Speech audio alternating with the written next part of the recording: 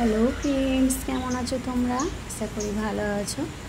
সকাল সকাল good morning সবাইকে।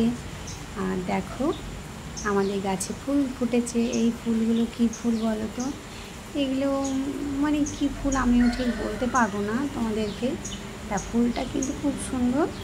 আর দেখো কালারটাও খুব সুন্দর। আর এইদিকে দেখো, এটা তো দেখেইছো আমাদের বাড়িতে আছে ঝুমকো জবা। ঝুমকো জবাও কয়েকটা ফুটেছে, তা ভাবলাম কয়েকটা ফুল তুলে পুজো দেব। তাই আর আমি ওই ফুলগুলো দেখছো, ওই ফুলগুলো আমি পুজো দিই।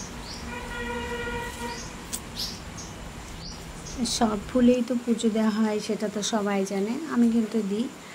আর দেখো আকাশ পুরো মেঘলা করেছে, আর বর্ষাকাল, বর্ষা হচ্ছে। দেখো পুকুর ভর্তি জল হয়ে গেছে। আর খুব সুন্দর, মানে আকাশটা দারুণ সুন্দর দেখতে লাগছে। তাই দেখো আকাশটাও তোমাদেরকে তুলে দেখাচ্ছি। আর প্রচুর বৃষ্টি পড়ছে। বৃষ্টিতে ভিডিওটা করতে পারলাম না, তারপরেও পরে নেক্সট টাইম বৃষ্টির ভিডিও দেব, ঠিক আছে? তা দেখো আকাশটা কত সুন্দর, কেমন লাগছে কমেন্ট করে প্লিজ বন্ধুরা সবাই আমাকে জানিও, বুঝেছো? দেখো, আর মানে কোথাও মেঘ জমে আছে, কোথাও কালো মেঘ, কোথাও সাদা মেঘ। দেখো দেখতে খুবই সুন্দর লাগছে, খুব মনোরময় দৃশ্য। প্রকৃতি কি সুন্দর সাজিয়েছে, দেখো খুব সুন্দর লাগছে। কেন আজকের ব্লগটা আমি একটা রেসিপি নিয়ে ব্লগটা করব, তাই সেই রেসিপিটা হলো তেল পটল। তা তেল পটল কীভাবে বানাতে হয়, কিভাবে আমি বানাই তোমাদের সাথে, সেটা আমি আজকে শেয়ার করব। তার আগে এই যে মেঘ, দৃশ্য, বৃষ্টি সব কিছু দেখিয়ে দিলাম, ফুল সব কিছু নিয়ে আমার আজকের ব্লগ।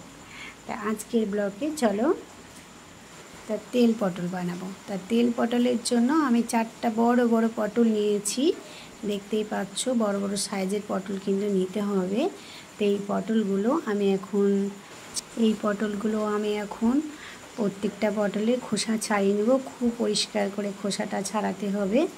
তাই চলো আমি খোসা ছাড়িয়ে নেব। এরপরে পটলগুলো, আর 4টাই নিয়েছি, যেহেতু বড় বড় পটল না, তাই 4টা পটল নিয়েছি। আর দেখো আমি একটা বটির সাহায্যে খোসাগুলো পরিষ্কার করে ছাড়িয়ে নিচ্ছি, পটলের খোসাগুলো।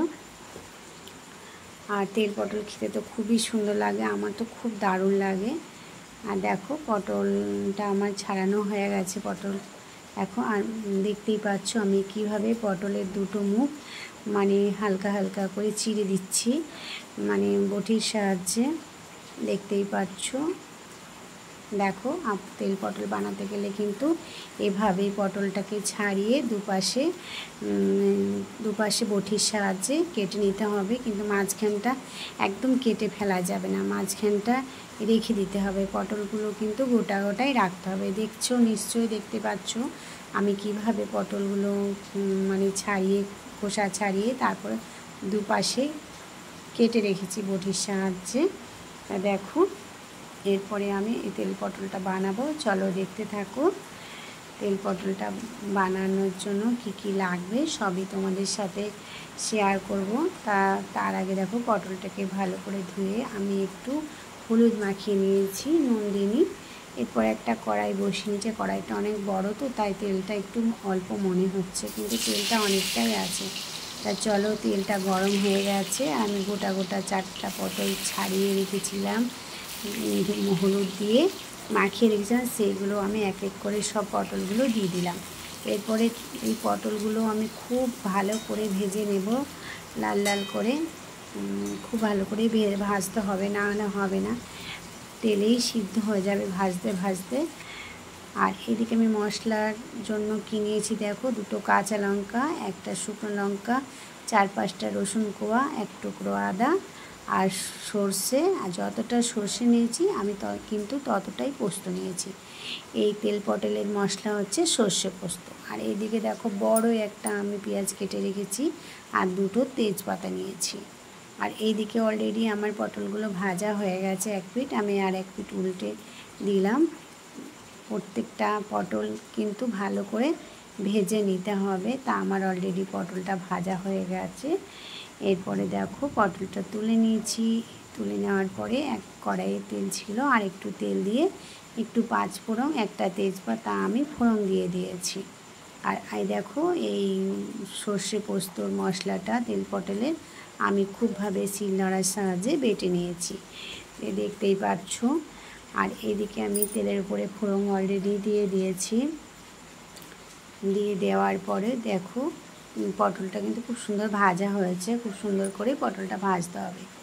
আর তেলের উপরে আমি এরপরে পেঁয়াজটা দিয়ে দিয়েছি, কারণ তেলটা গরম হয়ে গেছে, পেঁয়াজটা আমি দিয়ে দিয়েছি। এরপর পেঁয়াজটা খুব ভালো করে বাদামি করে ভেজে নিতে হবে, কড়া করে ভাজলে হবে না, কিন্তু বাদামি করে হালকা বাদামি করে ভেজে নিতে হবে। আর দেখো আমি একটা হাতার সাহায্যে, খুন্তির সাহায্যে আমি পেঁয়াজগুলো খুলে খুলে নিচ্ছি, দেখতেই পাচ্ছ। এরপরে দেখো এরপরে আমার পেঁয়াজটা অলরেডি ভাজা হয়ে গেছে, পেঁয়াজটা ভাজা হয়ে গেছে। এরপরে আমি মশলাটা, যে মশলাটা আমি বেটে রেখেছি সেই মশলাটা আমি দিয়ে দেব। তাই চলো ফ্রেন্ড, দেখতে থাকো আমি যেভাবে তেল পটল বানাচ্ছি, তোমরাও একবার চেষ্টা করে দেখো, নিশ্চয়ই ভালো হবে। আর তেল পটল খেতে তো দারুণ লাগে, আমার তো অসাধারণ লাগে, বুঝেছো। তেল পটল থাকলে আমি সব ভাত খেয়ে নেবো, আর একটা কিচ্ছু লাগবে না আমার। তা দেখো অলরেডি আমি মশলাটা দিয়ে দিলাম তেলের উপরে। এরপরে ভালো করে এই মশলাটা ভেজে নিতে হবে। দেখো যতক্ষণ না মশলার গা থেকে তেল ছাড়ে ততক্ষণ ভেজে নিতে হবে। আর দেখো এক চামচ, ছোট্ট চামচে এক চামচ হলুদ দিয়ে দিয়েছি, আর স্বাদ অনুযায়ী নুনও দিয়ে দেব। তা দেখো স্বাদ অনুযায়ী নুনও দিয়ে দিচ্ছি, আর হলুদ নুন অলরেডি আমার দেওয়া হয়ে গেল। এরপর ভালোভাবে আমি মশলাটাকে ভেজে নেব। মশলাটাকে ভালোভাবে ভেজে নেওয়ার পরে দেখতে থাকো, এভাবে আমি কিন্তু তেল পটল বানাই। আর যদি তোমরা বানিয়ে থাকো তেল পটল, কে কীরকমভাবে বানায় জানি না, তবে আমি আমার মতন বানালাম। তোমরা প্লিজ দেখো, একবার চেষ্টা করে দেখো, খুব ভালো হবে এবং খুব খেতে সুন্দর হয়, কারণ এই তেল পটলটা আমাদের বাড়ির সবাই খুব ভালোবাসে। তা অলরেডি আমার মশলাটা ভাজা হয়ে গেছে, আর এক ঢাকনার মতো আমি একটু কাঁচা তেল দিয়ে দিয়েছি, কারণ কাঁচা তেলটা দিলে স্বাদটা আসে। কাঁচা তেলটা দিয়ে দেওয়ার পরে এরপরে হালকা করে নেড়ে নেব মশলাটা ভালো করে। বেশি কিন্তু কড়া করে মশলাটা ভাজলে চলবে না, হালকা হালকাই ভাজতে হবে। তা চলো, এরপরে আমার ভাজা হয়ে গেছে, জল ঢেলে দিয়েছি। আর জলটা কিন্তু বেশি দেওয়া যাবে না, হাফ গ্লাসের মতো দিয়েছি, কারণ এই তেল পটলটা মাখা মাখা হবে, গ্রেভিটা খুব সুন্দর হবে মাখা মাখা হলে। আর দেখো অলরেডি আমার হয়ে গেছে। এরপর পটলগুলো আমি এক এক করে সব দিয়ে দিলাম। এরপরে দিয়ে দেওয়ার পরে আমি নাড়িয়ে চাড়িয়ে আমি 10 মিনিটের জন্য হতে দেব। তা চলো ঢাকা দিয়ে দিলাম, আমি 10 মিনিট পরে ফিরে আসছি। চলো দেখো 10 মিনিট পর ফিরে এলাম।